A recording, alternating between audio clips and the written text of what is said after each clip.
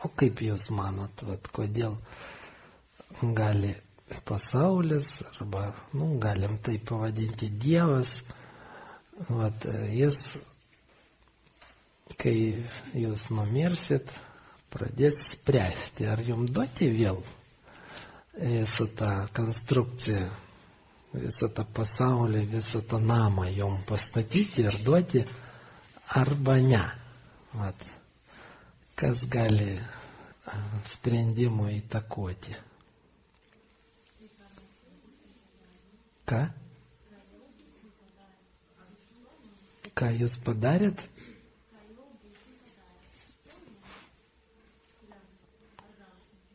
Gausit už praeitį, taip? Už kažkokią į ateitį kažką, kaip atlygį. Gerai, tokia versija, jinai populiari rytuose, karmos teorija. Taip? Tai, kad tu pridarėjai šitam gyvenime, lemia, koks tu būsi kitam. Taip?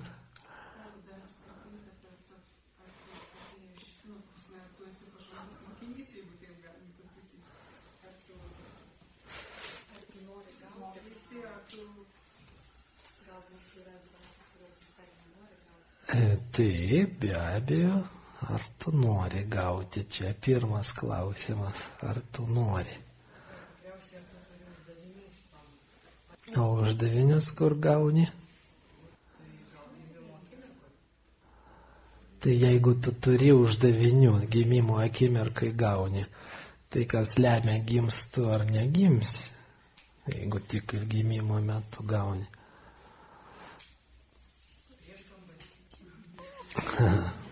Tai va. Ar tu galėsi ką nors naujo duoti šiam pasauliui? Nežinau, pakeisti namą ar pastatyti kitą namą? O jeigu tai įdomus? Su savo namu, ką tu padarysi šitam pasauliui?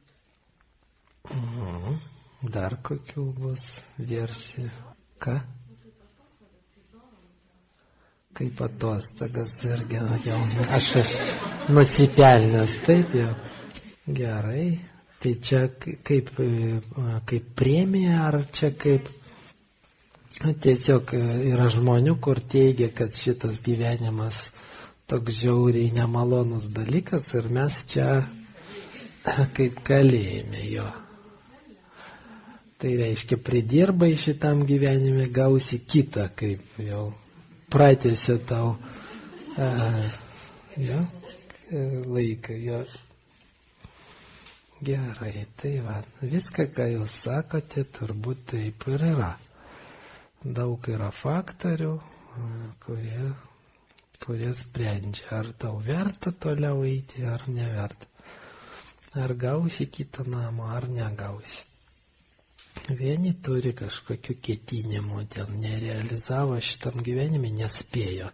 Kažkas norėjo ten, nežinau, knygą parašyti ir nespėjo, turi idėjų, turi ką žmonėm perduoti, tarkim, taip žmonėm arba plačiau paėmus pasaulį. Ir nespėjo viso to padaryti ir liko toks nedadarytumas, taip karma. Reikia tęsti.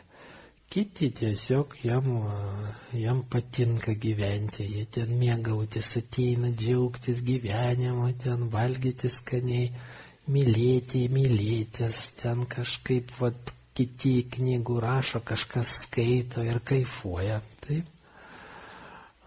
Treti ateina dėl to, kad ten nori kažkam padėti, pasiliko šitam pasauly kažkokie ten sutvirimai, kai Buda Amitabha, ten neišeisiu iš šio pasaulio, kol paskutinė dvasia čia pasiklydusi vaikščioja, tai aš eisiu padėti jai grįžti iš to pasaulio, pabėgti iš kalėjimo. Tai kiekvienas turi savy kažkokiu motyvu ateiti, gyventi, gauti visą tą pastatą sudėtingą. Ir pasauliai, žmogaus, jeigu kalbėti gyvenimas, jis labai yra brangus. Ta prasme, materialinė prasme brangus, daug kainuoja pasaulyje, kad vienas žmogus galėtų gyventi, labai daug resursų pasaulis sunaudoja. Ir tiesiog noriu, kad jūs susimastytumėt. Vat, jeigu jūs jau gyvenate, taip, atėjot jau, tai turbūt tai buvo rimta priežastis kažkokia tai padaryti. Nes pasaulyje vat, šiaip savo nedalina žmogiškų gyvenimų, vat, niekam. Taip. Aišku, ne visi gavęs gyvenimą realizuoja jį. Čia toli gražu ne taip. Galim palyginti, vat, kaip mes gimstam. Ateina tam tikras kiekis spermatozoidų, pavyzdžiui, taip, ir visi jie turi tokį ketinimą tapti žmogum, kaip mes gal norėtumėm dievais tapti. Tai va, ir, ir kas dabar? Visi jie turi savy viską pilną potenciją tapti žmogum, kiekvienas iš jų, taip? Ir visi jie be abejo turi vat, instinktą lygmenį, tą norą gyvybinę jėgą tapti žmogum. Bet ne visi tampa. Daugmaž, jeigu paskaičiuoti, kokia yra proporcija, galima realiai pradėti pasaulį matyti. Tai kiekvienas iš mūsų tokios atrankos nemažos rezultatas. Jeigu paskaičiuoti, kiek jūsų tėvelis išnaudoja spermatozoidų, kad jūs gimtumėte, išeina tokie skaičiai ganėtinai solidus. Taip, jeigu, tarkim, ten iki 200 milijonų spermatozoidų per dieną vyras gali pagaminti ir gal ne visus jis ten paleidžia į laisvę, bet tarkim, kažkoks ten, 20%, tarkim, iš jų, taip, 40 milijonų kasdieną išmestų spermatozoidų, kad gimti, kiek vaikų, 2-3 gimsta, taip.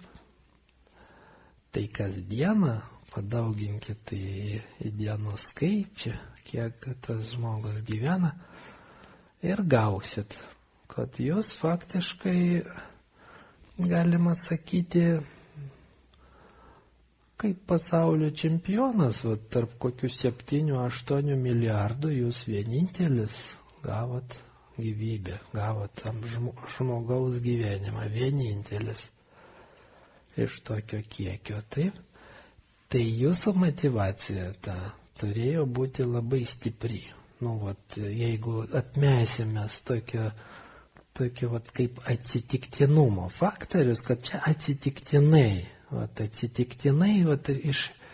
iš tų 10 milijardų šansų aš ištraukiau vieną, ne dėl to, kad aš turėjau kažkokio kiti neturėjo 10 milijardų, o atsitiktinai. Įsivaizduojat, bent jau koks sėkmės faktorius, tai kokį sėkmės faktorį jūs savy nešat. Čia ne ten sportloto laimėti, kur iš šiam 4 jums 6 skaičius reikia atspėti. Ne, čia tikimybė žymiai mažesnė. Bet sėkmė čia tik tai vienas iš aukštų, to 7 aukščio namo. Vienas spektre, tik vienas spalva. Tai kartais labai naudinga tai prisiminti, kad aš čia ne šiaip savo šitam pasaulyje. Čia ne tai, kad aš ten norėjau, nenorėjau, aš ten protingas ar kvailas, aš ten sėkmingas, nesėkmingas. Man paėmė ir davė šitą, noriu, nenoriu, davė. Nieko panašaus, tikrai. sunkiau negu ten olimpinės žaidynės laimėti, buvo gauti žmogaus įsikūnymą tikrai sunkiau, šansų mažiau žymiai. Ir karts nuo karto prisiminkit tai, kad kažkas mane reiškia tokio yra, kad pasaulis man davė tokį šansą. Taip, nes labai daug ir vadinam dvasių, taip, kurie norėtum gauti tokią šansą gyventi ir negauna, nes mes gyvenam, mes užimam vietą. Pasaulis negali išlaikyti tiek žmonių.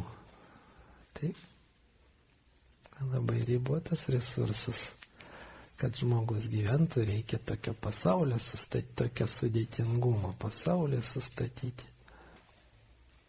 Visiškai neatvirkščiai, kaip ten Marksas teigia, kad бытие определяет сознание. Taip, kas aplink, tokia ir sąmonė tampa. Atvirkščiai visiškai, kad tokia sąmonė galėtų egzistuoti, pirma turi būti sustatytas tas aplinkybės. Turi būti sustatytas pasaulis, kurį jau žmogus galėtų ateiti gyventi, gimti žmogų, o ne bežionė. Gyventi, mokytis ir realizuotis kaip žmogus, mąstyti, kurti. Ir tai norinčių, aišku, daug gimti. Ateičiai irgi verta susimastyti, kai aš mirsiu kitą kartą, kaip man gauti, nes pasaulis vietoj nestovi. Aišku, jūs jau nebe toks, koks gimėt šį kartą, jūs jau kažkur į priekį pažengėt nemažai, ten išmokot tokių dalykų, kurių niekada nemokėjot jausti taip, kitaip mąstyti, kitaip bendrauti, kitaip gyventi. Jau, aišku, pažengėt, bet ir kitas dvasias irgi savo žingsnelį padarė nemažą. Ir kitą kartą, kai jūs norėsit įsikūnyti, tai bus gal po 100, gal po 1000, gal po 10 000 metų, jau bus nemažai kandidatų. Konkursas toks.